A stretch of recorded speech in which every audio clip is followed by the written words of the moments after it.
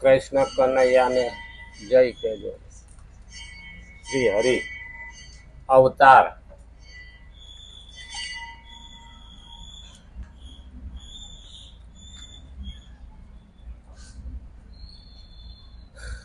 ઈ તો ભેગું કર્યા કરશે, આપણે આની કોઈ ધ્યાન રાખો.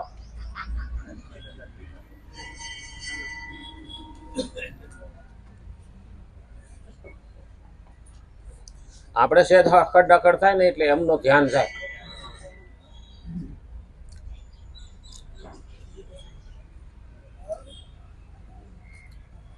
ભગવાનના દશા અવતારનું ભજન. પહેલો અવતાર મત્સ્ય અવતાર, બીજો કૂર્મ અવતાર કાચબો, ત્રીજો વરાહ, ચોથો નરસિંહ, પાંચમો વામન, છઠ્ઠો પરશુરામ, ફરસો ફેરવો. ખરેખર આ કોંગ્રેસના નેતાએ હિન્દુ સંસ્કૃતિનું અપમાન કર્યું છે. હું કાલ જોતો હતો વિડીયોમાં, રાહુલ ગાંધીને પરશુરામ બનાવ્યો. અરે તારી ભલી થાય. અને માથે દૂધ ચડાવતા. હિન્દુ ધર્મની બધાય ઠેકડી ઉડાડે. મુસલમાનની ઉડાડી હોય જોઈએ હમણાં, રોડ માથે ન નીકળી શકે. આવી હરામખોરી કરવાની અને પાછા હિન્દુના જ મત માગવા.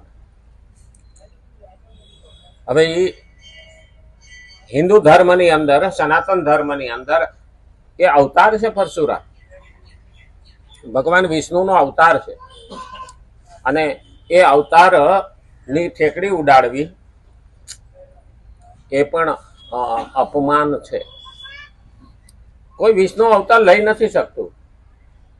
ભગવાન ભગવાન જ છે. માણા ભગવાન થવા જાય ને તો ડખે સડી જાય. એક થયો તો હા, છેલ્લે મર્યો તો એને કેવું પડ્યું કે અંતે તો હું માણસ જ છું. પેલા તો એના ફોટા રાખીને ડોકમાં પહેરતા, ભગવાન થવા નીકળ્યા હતા, અને છેલ્લે હું માણસ છું એવું સાબિત કરવું. કારણ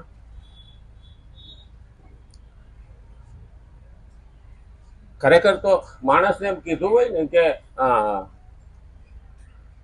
ગધેડો, તો માણસ ગધેડા જેવો થઈ શકે. પણ ગધેડાને પૂછ્યું હોય છે તું કોઈ દી માણસ જેવો થાય ન થઈ. એટલે એ તો હોય એવા જ રે. નહીતર માં વિદેશી અને બાપ ફિરોઝ ખાનના દીકરાનો દીકરો, બરાબર ને? એમ જ થાય ને, ફિરોઝ ખાનના દીકરાનો દીકરો. તો હિન્દુ ક્યાં થયો? અને પરશુરામ ક્યાં થઈ શકે? પણ તો પણ હિન્દુ ધર્મની ઠેકડી ઉડાડી.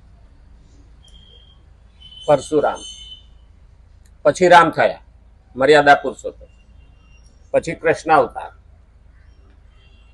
અને ત્યાર પછી બુદ્ધ અવતાર, અને હવે કલ્કી અવતાર. કળિયુગમાં કલિયુગ, કળ દબાવો ને કામ થાય એવો યુગ એટલે કળિયુગ. અટાણે આપણે એક આંગળી ફોનમાં મારીએ ને આખી દુનિયા જોવી હોય તો અહીં બેઠા દેખ. આને કલયુગ કહેવાય. ખરેખર અટાણે જીવવાની મજા છે હો, જો જીવતા આવડે તો. નહીં તો હાય હોય ને હયાપીટ કરી હોય તો કોઈ યુગમાં માણસ કોઈને સુખી ના કરી શકે. સુખી થવું કે દુઃખી થવું એ આપણા હાથની વસ્તુ. પણ ભગવાને કીધું છે કે તારે તારો સ્વભાવ સુધારવો.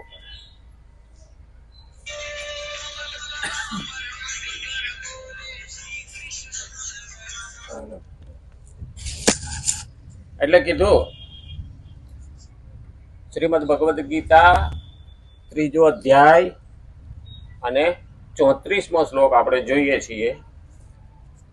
ભગવાને 33મા શ્લોકમાં કહ્યું હતું કે તારો સ્વભાવ શેમાંથી બને, કેવી રીતે બને. અને હવે 34ના શ્લોકમાં કહે છે કે તારે સ્વભાવ કેમ સુધારવો એની રીત બતાવી. હવે સ્વભાવ તો સુધારવો જ પડે, ઉંમર પ્રમાણે પણ સુધારવો પડે. આપણે નાના હતા અને કોડિયું લખોટિયા રમતા હતા, કઈ હવે અટાણે લમીએ સારું લાગે? એવી સમજણ તો આપણને આવી, પણ ભગવાને કીધું એવી સમજણ આપણે લાવીએ છીએ ખરા? એટલે કીધું બીજાને સુખ પહોંચાડીને સુખી થવું, બીજાને સુખ પહોંચાડીને સુખી થવું. આજના જમાનામાં આ રહ્યું નથી. બીજાનું સુખ જોઈને જ આપણે દુઃખી થઈએ. ઈ કેમ આગળ નીકળી ગયો ને હું વાહે રહી ગયો, આ પેલી ઈર્ષા, આ દ્વેષ.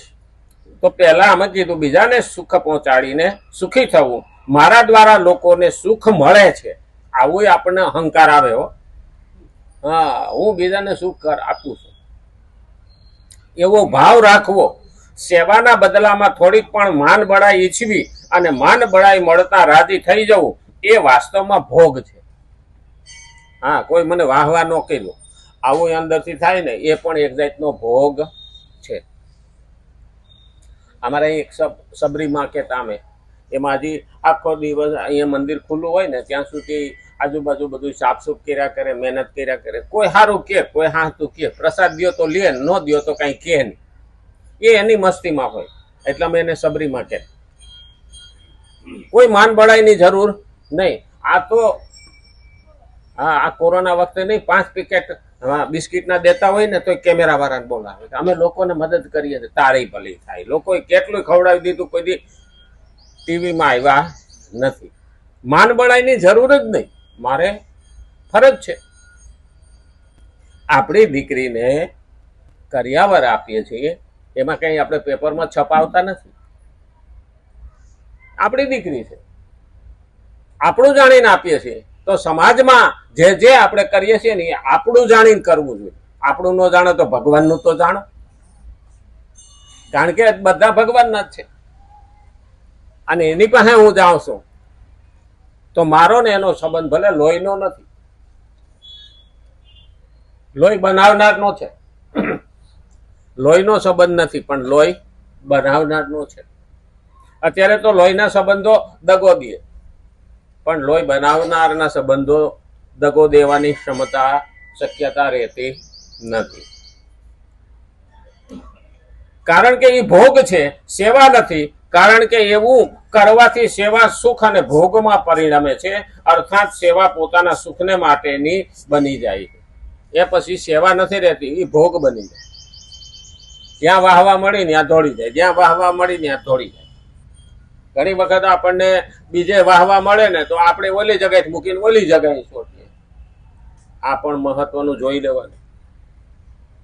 જ્ઞાન વિના ખબર પડતી નથી. જો સેવા કરવામાં થોડા પણ સુખની ઈચ્છા કરવામાં આવે તો તે સુખ ધન વગેરે પદાર્થોમાં મહત્વ બુદ્ધિ પેદા કરી દે. અંદર કંઈ પણ ઈચ્છા કરવામાં આવે ને તો તે ધન વગેરે પદાર્થોમાં, એટલે હવે આને બદલામાં મને કંઈક મળે એવું અંદરથી ઈચ્છા પ્રગટ થવા માંડે છે. જેથી ક્રમશઃ મમતા અને કામનાની ઉત્પત્તિ થાય. હવે પછી તો શું છે? લાલચ જાગી, મમતા જાગી અને કામના. હવે પછી મમતા જાગે ને એટલે કામના, એટલે ઈચ્છા. પછી અંદરથી ઈચ્છા થવા માંડે. હા, પેલા કઈ ન કરે તો કઈ નહીં, વાહવા તો કે નહીં. ઘણા એવું કહેતા, અરે આખી જિંદગી કહી નાખી છે, મને જહ ને બદલે જૂતા મળ્યા. આ જહ છે ને એ પણ મૂળ તો ક્રેડિટ જ છે ને, મોટાઈ જ છે ને, માન બળાઈ જ છે ને. મને કોઈએ જહ ન દીધો, જહ કરવા હાટું, જહ લેવા હાટું કરતા જ નથી. કોઈ કે ન કે એના સર્ટિફિકેટની શું જરૂર છે? મારા ભગવાનને દેખાય જ છે. કોઈથી ભગવાનથી અજાણું કોઈ વસ્તુ નથી. તો અંતર્યામી છે. અને દરેકે દરેક પોતાના કર્મો કરેલા ભોગવવા જ પડે. કોઈને વહેલા ભોગવવા પડે ને કોઈને મોડા ભોગવવા, પણ ભોગવા વિના છૂટકો નથી. ઘણા એવું કે અલા ભાઈ ઘઉં વાવ્યા હોય ને તો એ 4 મહિને ખેતરમાં પાકે. તો આ કર્મો છે, કર્મોને પાકતા થોડી વાર લાગે. અને ઘણા આપણે જોઈએ છીએ કે પેલો પાપ કરે છે, આવું કરે છે, તેવું કરે છે, છતાં મારો બેટો જલસા કરે છે. આપણને એવું લાગે. અને આપણે ભક્તિ કરીએ તો કે અમે દુઃખી ને દુઃખી. આનો જવાબ છે કે એ ગયા જન્મનું પુણ્ય લઈને આવ્યો છે, એ વાપરે છે અને અત્યારે કર્મ કરે છે, એ ભેગું થાય. હવે જયારે આ ગયા જન્મનું પુણ્ય ખલાસ થઈ જશે એટલે ભોગવવાનો વારો આવશે. આપણે ગામડામાં પેલી કોઠી કરતા માટીની અનાજ ભરવા, તો એમાં ઘઉં ભર્યા હોય અને હેઠે કાણું હોય, પછી ઉપરથી તો પેક કરી દે, હા લીપણ કરીને પેક કરી દે ઢાંકણું, પછી ઉપરથી ઘઉં નીકળે નહીં, હેઠેથી નીકળે, અને હેઠેથી જયારે નીકળે એમાં હેઠે ઘઉં ભર્યા હોય ને ઉપર અડદ ભર્યા હોય, તો ઘઉં ખલાસ થાય ત્યાં અડદ આવે, ત્યાં સુધી તો કાણામાંથી અડદ આવતા નથી. ઘઉં ભર્યા હોય અને ઉપર અડદ ભર્યા હોય તો અડદ ના આવે, હેઠે કાણામાંથી પેલા ઘઉં આવે અને પછી અડદ આવે, ઘઉં થઈ રહ્યા એટલે અડદ આવે. બસ આ જ રીતે સમજવાનું. આપણે ઉપરથી લઈને આવ્યા છીએ, એ કર્મો ભોગવી લીધા પછી આ માણસોને પોતે કરેલા દુષ્કર્મ એને ભોગવવાનો વારો આવે. હવે એટલા